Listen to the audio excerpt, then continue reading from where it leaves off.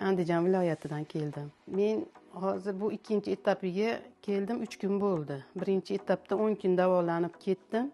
Shunda bir oy ichida men effektni sezdim. Uyga borib, bu yerda olgan ukollarim, ichgan tabletkalarim, olgan hamma natijalar yaxshi bo'ldi. Uyda ham endi zagar tutib o'qildik, lekin natijasi yaxshi bo'ldi.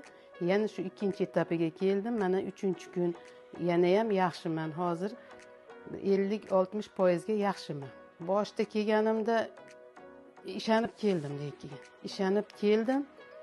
Endi effektini sezdim keyin. Boshda anaqa o'rmadim. Keyin effektini sezishni boshladim. YouTube'dan ko'rib keldim. Yo'q, men birinchi kelishim, birinchi anaqa bo'lishdi menda bu narsa.